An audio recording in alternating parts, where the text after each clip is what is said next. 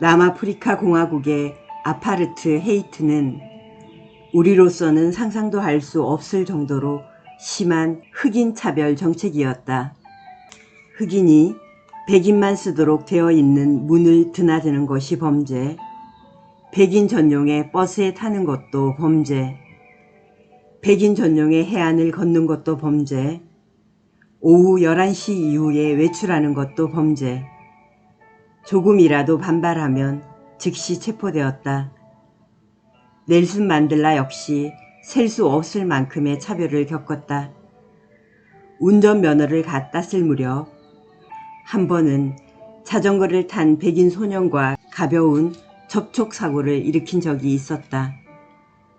당황한 만델라가 손을 내밀려 하자 지나가던 백인이 그 아이에게 손대지 마 라며 호통을 쳤고, 다가오던 경관은 깜둥이 너 오늘 맛 좀 봐라 라며 욕설을 퍼부었다. 흑인은 백인에게 손을 내미는 것조차 허락되지 않았다. 내 고향 땅에서 이렇게 멸시를 당해도 괜찮은가? 흑인이라는 이유만으로 참혹한 꼴을 당하고 학대를 받는 이런 일이 일어나도 되는 것인가? 하지만 상대는 정부이다. 맞서려는 순간 체포되고 그걸로 끝이다. 대항할 수 없는 상대라는 걸 알고 있으면서도 정부를 향한 투쟁의 의지를 억누를 수가 없었다. 누군가가 맞서지 않는다면 아무것도 바뀌지 않을 터였다. 만델라는 자신이 속한 흑인 해방 조직이 정부로부터 활동을 금지당하자 지하에서 레지스탕스 활동을 시작한다. 그렇게 흑인 해방을 위해 쉼없이 지하 활동을 전개하며 투쟁의 나날을 보냈지만 결국에는 구속되어 정치범으로 종신형을 선고받고 구금당했다. 만델라의 투옥 기간은 무려 27년하고도 6개월이었다. 27년이라면 갓 태어난 아이가 27살로 어엿한 성년이 되기에 충분한 기나긴 세월이었다. 게다가 감옥 안에서도 인종차별은 존재했다. 백인은 빵으로 식사를 하는 반면 흑인은 걸쭉한 강냉이 죽과 커피가 전부였다. 옷도 백인에게는 긴 바지가 주어졌지만 흑인은 반바지뿐이었다. 만델라는 무슨 일이 있어도 그 반바지를 입지 않겠다고 저항하다가 몇 주 동안 독방에 갇히기도 했다. 식사도 나오지 않고 불도 없고 1시간이 1년과 같이 느껴지는 곳이었다. 미치기 직전이 된 만델라는 급기야 방 안에 있는 벌레와 동료처럼 느껴 바퀴벌레에게 말을 걸기까지 했다. 옥중에 있는 동안 그는 모친상을 당했고 이어서 아들까지 잃었다. 투옥되기 전 ANC에서 레지스탕스 활동을 하고 있을 무렵 아직 어린아이였던 아들이 은신처로 찾아온 적이 있었다. 그때 아들은 만델라의 낡은 상의를 입고 있었다. 오랫동안 만나지 못하고 떨어져 있어도 아버지를 느끼고 싶었기 때문이라고 했다. 그날 아들은 이렇게 말했다. 아버지가 안 계신 동안은 제가 가족을 돌볼게요. 그렇게 속 깊은 아들이 사고로 죽었다는 소식이 감옥으로 날려들자 만델라는 비탄에 빠졌다.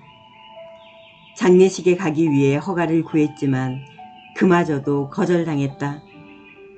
가족의 행복보다 민중의 행복을 우선시한 것이 과연 옳은 선택이었는가? 저항하는 게 무슨 의미가 있는가? 머릿속에 의문이 조금씩 일었다. 그가 마음을 정리하고 어렵게 낸 대답은 이러했다. 남아프리카 공화국의 민중을 외면해서는 안 된다. 설령 그들을 구하는 일이 내 가족의 희생 위에 이루어지는 것이라 하더라도 매 순간 흑인들은 차별을 받았고 아이들조차 저항하면 죽임을 당했다. 내가 태어난 내 나라 내 땅에서 이렇게 멸시를 당해도 괜찮은가? 괜찮지 않다. 만델라는 가족을 잃은 절망 속에서도 결국에는 자신이 걸어가야 할 길을 놓치지 않았다. 모든 것을 이긴 건 만델라의 의지였다. 심한 차별을 받고 있을 때조차 강한 의지와 신념을 지니면 견딜 수가 있었다. 27년에 걸친 만델라의 옥중 생활을 버티게 한 것 중 안네 프랭크의 존재가 있었다. 안네 프랭크의 일기에는 이전에도 읽은 적이 있었지만 감옥 안에서 읽으니 전혀 다른 인상을 받게 되었다.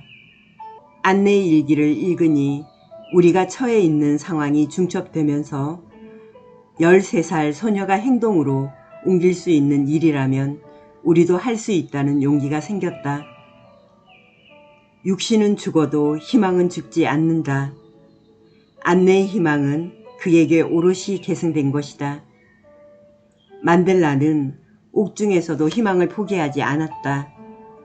수인들에게 지금 이대로 괜찮은가 라는 질문을 했고 인종차별의 불합리함과 민주주의를 가르치며 감옥을 대학과 같은 교육의 장으로 만들었다. 그에게 감옥은 학교와도 같았다. 그리고 드디어 변화의 바람이 불어오기 시작했다. 과거의 남아공화국 국가 원수 중 그 누구도 하지 못했던 아파르트 헤이트 제도를 해체한 것이다. 27년간 옥중에서조차 의지를 굽히지 않고 끊임없이 저항해온 만델라에게는 말로 다 표현할 수 없는 감격의 순간이었다. 만델라는 무수한 차별과 멸시를 받으면서도 모든 인간의 마음 깊은 곳에는 자비와 간용이 있다는 것을 깨달았다. 타인을 미워하도록 태어난 사람은 없다.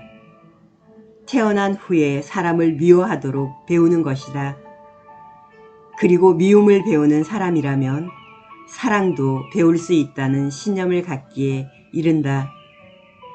그는 옥중에서 만델라가 극한까지 몰리게 될 때면 백인 간수 중 한 사람이 반드시 조그마한 친절을 내비쳤기 때문이었다. 비록 아주 짧은 한순간이었지만 그 친절이 나를 격려해주고 버티게 해주었습니다. 인간의 선량함이라는 불꽃은 가끔 눈에 보이지 않을 때는 있어도 완전히 꺼지지는 않는 것입니다. 백인을 미워하는 마음은 서서히 사라졌다. 인간을 악하게 만드는 것은 제도였다. 만델라를 지지하는 백인들의 수도 늘어갔다. 1990년 2월 11일 구름 한 점 없는 남아프리카 공화국의 하늘 아래 71세가 된 넬슨 만델라가 드디어 석방의 날을 맞이했다. 투옥 기간은 27년하고도 6개월. 1만 여일에 이른 옥중 생활이 끝나고 70이 넘어 만델라의 새로운 인생이 시작되었다. 그는 교도소에 나와서 그동안 언제나 버팀목이 되어준 아내와 함께 걸었다. 밖에는 취재진 수백 명이 몰려와 있었고 지지자들도 수천 명이나 모여 기다리고 있었다. 만델라가 그 속으로 헤치고 들어가 오른쪽 주먹을 치켜들자 군중은 환호성으로 화답했다. 아파르트 헤이트 철폐. 그것은 과거에는 꿈도 꾸지 못할 일이었다. 하지만 인생은 할 수 있느냐 할 수 없느냐의 문제가 아니다. 하느냐 하지 않느냐의 문제일 뿐이다. 27년을 옥중에서 지내면서도 자신의 의지를 관찰한 남자 넬슨 만델라는 1999년 데클레이크와 공동으로 노벨 평화상을 받았다. 그 이듬해 남아프리카 공화국에서는 최초의 모든 국민이 투표할 수 있는 대통령 선거가 치러졌다. 만델라는 희생된 많은 동료와 싸우다 쓰러져간 모든 선배의 마음을 등에 업고 자신에게 투표했다.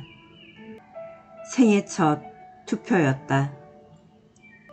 투표소의 백인들은 자유국가에 살고 있음을 자랑스러워했고 흑인들은 처음으로 스스로를 인간답게 느꼈다.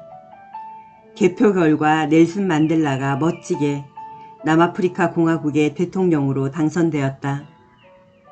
그가 대통령에 취임하던 날 백인은 흑인의 국가를 부르고 흑인은 백인의 국가를 불렀다.